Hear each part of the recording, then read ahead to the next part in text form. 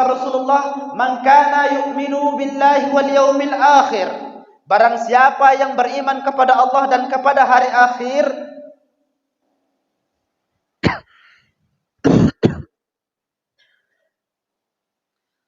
maka hendaklah dia menghargai tamunya. Maka hendaklah dia memuliakan tamunya. Yang mana yang dinamakan menghargai dan memuliakan tamu? Ketika ada tamu kita, apa yang ada di rumah maka suguhkan. Air putih yang ada, air putih suguhkan. Karena yang namanya tamu harus ada sesuatu yang disuguhkan kepada mereka sehingga mereka itu merasa nyaman. Kalaupun misalkan air tidak ada, uang tidak ada, makanan tidak ada, berkatalah yang baik kepada mereka. Hormati mereka, jangan singgung mereka. Karena tidak semata-mata saudara kita yang lain datang ke rumah kita hanya untuk meminta belas kasihan dan meminta rezeki kita. Misal Pak Imam datang ke rumah Bapak Ibu. Datangnya Pak Imam, ini imam tiap hari datang ke sini. Tak tahu apa kita lagi repot. Jangan. Maka muliakanlah dia. Sesungguhnya kedatangan beliau-beliau itu, kedatangan mereka sebagai saudara-saudara kita itu adalah pembawa rezeki bagi kita. Dan itu janji Allah.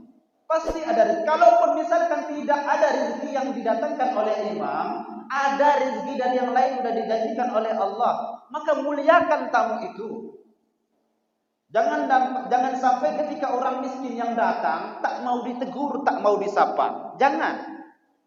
Lewat perantara orang yang datang ke rumah kita, maka sesungguhnya Allah murahkan rezeki kita. Makanya ditetapkan juga dan dikatakan dalam hadis yang lain, salamatul insan, keselamatan seluruh manusia itu terletak pada tiada lain dan tiada bukan hifzul lisan. Pada bagaimana dia menjaga hatinya. Salamatul insan fi hifzul lisan. Tergantung bagaimana dia itu menjaga, menata bahasanya, menjaga lisannya, mengatur tutur katanya sehingga tidak menyakiti orang lain. Bahkan lisan ini sangat banyak sekali yang telah dilakukan, sangat banyak sekali yang telah diucapkan yang akan kita pertanggungjawabkan nanti. Kalau tangan, sedikit kali tangan berbuat, kaki terlalu sedikit kaki melangkah, otak mungkin banyak otak berpikir, tapi kalau masih di dalam otak tidak dikeluarkan, tidak menyinggung saudara kita, itu tak masalah. Tapi kalau sudah lidah yang bermain, kemana obat hendak dicari kalau orang sudah sakit hati. Satu kata yang kita ucapkan hanya gara-gara kita mengatakan hitam kau, jelek kau misalnya, jelek kali kau misalnya, sudah sakit hati saudara kita, bertahun-tahun dia rasa, maka bertahun-tahun pula kita akan mendapatkan dosa jariah. Karena dengan dosa yang kita sampaikan kepada dia, membuat dia menjadi tidak tenang, membuat ibadah mereka menjadi terganggu. Bagaimana cara menghilangkan itu semua? Maka berminta maaflah kepada mereka. Dan kebetulan bulan Syawal ini adalah masih bulan di mana kita harus saling meminta maaf, di mana kita harus saling memaafkan. Pada puasa kemarin kita melewati Hari Raya Idul Fitri. Dan melalui tempat ini, melalui ceramah ini, saya juga harus meminta maaf kepada Bapak Ibu. Karena tidak ada yang bisa menjamin kata-kata yang saya sampaikan ini tidak salah. Tidak ada yang bisa menjamin itu. Apalagi kita bergaul sehari-hari. Bertetangga, bertemu setiap hari.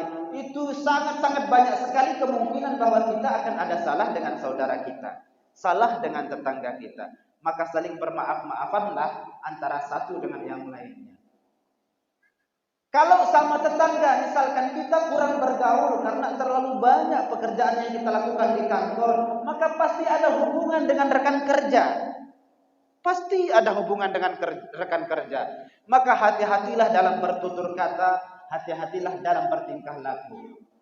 Pesan yang saya sampaikan ini bukan hanya untuk bapak-bapak dan ibu-ibu. Pesan ini juga kekhususan untuk pribadi saya. Ketika saya sudah siap menyampaikan kepada orang, maka bertingkah laku baiklah, maka berkata-kata dengan baiklah sehingga orang-orang tidak tersinggung dengan ucapanmu.